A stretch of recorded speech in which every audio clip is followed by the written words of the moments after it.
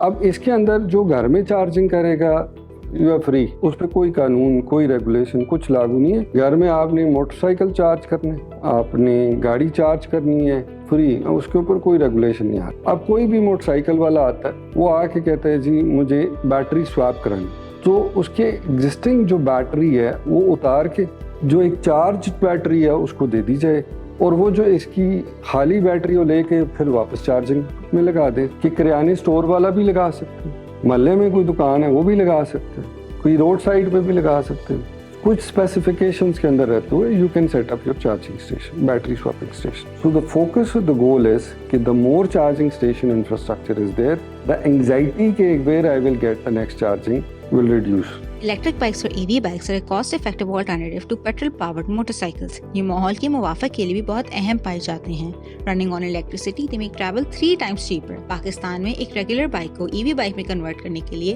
50,000 रुपए चाहिए होते हैं। To learn further about the government's involvement in promoting EV bikes, we sat down with Dr. Sardar Muazzam, Managing Director at National Energy Efficiency and Conservation Authority.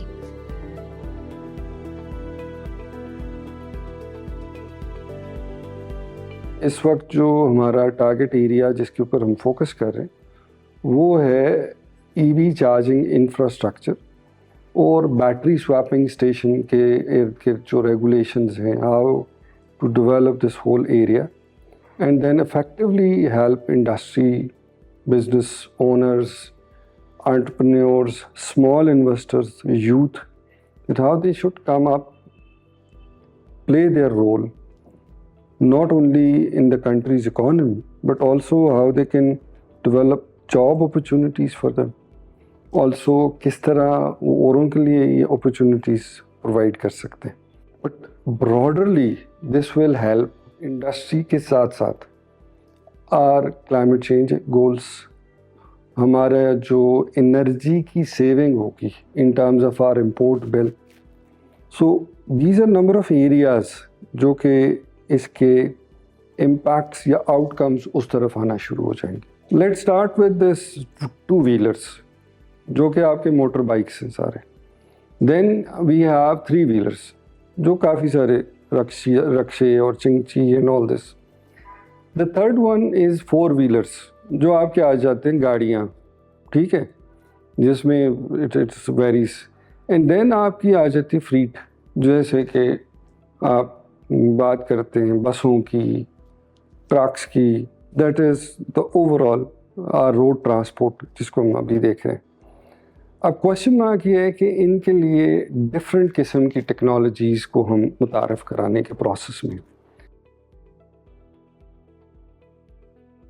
एक battery swapping station है और एक charging station, ये दोनों एक जगह पे लग सकते हैं। जो बैटरी स्वैपिंग स्टेशन और चार्जिंग स्टेशन है ये एग्जिस्टिंग जो आपका कोई भी फ्यूल स्टेशन, पेट्रोल पंप है, सीएनजी स्टेशन है, ना सिर्फ इधर, इनके साथ साथ बिल्डिंग्स, प्लाजास, रेस्टोरेंट्स, जो high rise building, public buildings जिधर आप बहुत नीचे एक पॉपुलेशन देखते हैं, कमर्शियल रेजिडेंशियल बिल्डिंग्स आपके फुटपाथ्स के साइड पे, कर्ब साइड पे है। So there are open possibilities to install charging station and battery swapping station. अब इसके अंदर जो घर में चार्जिंग करेगा यू आर फ्री, उस पर कोई कानून, कोई रेगुलेशन कुछ लागू नहीं है।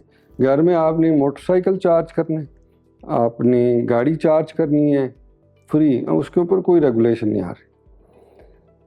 अब आ जाते हैं जो कमर्शियल चार्जिंग होगी, आइदर बैटरी की, वो भी चार्जिंग तो होगी कहीं से, उसमें इलेक्ट्रॉन्स डलेंगे तो वो फिर अवेलेबल होगी, और दूसरी चार्जिंग है गाड़ियों की। तो हम तरह सा पहले बैटरी से शुरू करते हैं, फिर आपको हम दूसरी चार्जिंग पे लेके जाते हैं। बैटरी स्टेशंस के अंदर सबसे जो इम्पोर्टेंट चीज़ वो ये आती है कि आपके पास एक पैक है, बैटरी पैक, जिसके अंदर 12 बैटरीज लगती। अब कोई भी मोटरसाइकिल वाला आता है, वो आके कहता है जी मुझे बैटरी स्वैप करानी, तो उसके एग्जिस्टिंग जो बैटरी है वो उतार के जो एक चार्ज बैटरी है उसको दे दी जाए, और वो जो इसकी खाली बैटरी को लेके फिर वापस चार्जिंग में लगा दे, और उससे ये इलेक्ट्रॉन जो इसमें डलेंगे, ये जो बैटरी चार्ज होगी 3 unit, 5 unit, 50 unit, 10 unit, what ever the number is, उससे उस इलेक्ट्रिसिटी के पैसे ले लिए जाएंगे। फ्यूचर में व्हाट वी आर सीइंग कि हो सकता है the ownership of the battery is not with the person who has a bike, ये कोई भी थर्ड पार्टी ओन कर सकती है। किसी भी एक शहर के अंदर वो कंपनियां ओन कर सकती हैं और वो कहती हैं कि जी आप लगाएं बैटरी, रिप्लेस करें। So the cost of ownership of two wheeler, that is motorcycle which is electric, that will be reduced. ठीक है जी। So that is one thing. Now let's come to this charging station के framework के ऊपर आते हैं। और ये जो पहले भी मैंने आपसे बात की, इसमें देखें क्लैरिटी ये है कि किराने स्टोर वाला भी लगा सकते हैं, मोहल्ले में कोई दुकान है वो भी लगा सकते हैं, कोई रोड साइड पे भी लगा सकते हैं। कुछ स्पेसिफिकेशंस के अंदर रहते हुए you can set up your charging station, battery swapping station. Now the next aspect which is important for us is charging stations. Charging station के अंदर technology is a question mark. Question ये है कि आप 22 किलोवाट का लगाते, आप 50 kilowatt के ऊपर जाते हैं, आप 100 पे जाते हैं, 120 पे जाते हैं, 150 और 180 पे जाते हैं, इससे ऊपर जाते हैं। Now this is the area which defines कि जी ये मीडियम, स्लो और फास्ट चार्जिंग स्टेशंस। अब जैसे आप मीडियम या स्लो, मीडियम, फास्ट पे मूव करेंगे, slow will be cheaper, medium will be little expensive, fast और ultra fast will be super expensive. जब हम स्लो की बात करते हैं तो स्लो का मतलब ये होता है कि आपकी बैटरी को वो चार्ज करेगा 6 घंटों में, 8 घंटों में। मीडियम को जब आप चार्ज करते हैं तो इसका मतलब ये है वो इससे कम में चार्ज करेगा, ठीक है, 2 घंटों में चार्ज करेगा। फास्ट या अल्ट्रा फास्ट की बात करेंगे तो वो आपको पता चलेगा मे बी 8 to 10 मिनट्स और 20 मिनट्स एट द मैक्स। अब बेसिकली ये टेक्नोलॉजी ये डिटरमिन करती है कि if you are going on a motorway, if you are going on a highway, ठीक है, you can't wait for 6 hours कि जी मेरी गाड़ी चार्ज हो रही। मोटरवेज के ऊपर, हाईवेज के ऊपर आपको फास्ट, अल्ट्रा फास्ट चार्जिंग चाहिए, ठीक है। अब आप आ जाते हैं, कहते हैं जी कि मैं ग्रॉसरी करने जा रहा हूँ, मैं कुछ चीज़ें ख़रीदने जा रहा हूँ, किसी प्लाजा के अंदर आप घुस रहे हैं। अब हमें पता चलता है कि शॉपिंग के दौरान 1.5, 2, 2.5, 3 घंटे आप लगा देते हैं, मीडियम चार्जर्स उधर सूटेबल हैं। अब आप एक बिल्डिंग के अंदर रह रहे हैं, हाई राइज बिल्डिंग, प्लाजा, जिसके अंदर अपार्टमेंट्स हैं, लोगों की गाड़ियाँ, मोटरसाइकिल, स्कूटीज खड़े, उधर अगर कोई चार्जिंग स्टेशन लगाते हैं तो मीडियम और स्लो वो चार्जिंग स्टेशन लग सकते हैं। उधर आप वो लगाएंगे एंड देन ओवरनाइट गाड़ियाँ खड़ी, शाम दफ्तरों के बाद लोग आते हैं, गाड़ी खड़ी, स्कूटी खड़ी, उनके पास टाइम है 6 घंटे लगा लें। They are the cheaper ones, ज़्यादा लग सकते हैं, लोगों को ज़्यादा फ़ायदा हो सकता है। So that is another area कि जहाँ पे आप चार्जिंग स्टेशन लगा सकते हैं। सो ओवरऑल अगर इस स्पेस के अंदर चार्जिंग स्टेशन किधर लगेगा और उसकी स्पीड क्या होगी, वो कैसे आपके इफेक्ट करेगा, this is overall explanation of it. अब जो इम्पोर्टेंट फैक्टर ये आता है कि हाईवेज के ऊपर, मोटरवेज के ऊपर, पेट्रोल पंप्स के ऊपर या सीएनजी स्टेशंस हैं, उनके ऊपर ये चार्जिंग स्टेशंस लग सकते हैं। जो हम फोकस करेंगे वो ज़्यादा ये है कि pricing for the ones who is going to set up a charging station. ये बैटरी स्वैपिंग स्टेशन की बात करते हैं तो कोई इस तरह के नंबर कंफर्म आपको ये नहीं होगा कि हम ये देख रहे हैं कि 18, 22, 27 लाख के दरमियान में एक battery swapping station with 12 battery packs आपको मिल जाता है। Maximum mean subject to variety, किस तरह की उसकी क्वालिटी, ये सारी चीज़ें।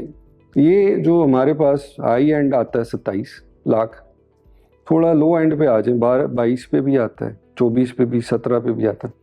इसकी रेंज में आपको एक बैटरी पैक्स मिल जाते हैं। अब जो आखिरी पार्ट है कि देखें, मैं एक बड़ा सिंपल सा एक सवाल आपसे पूछूं कि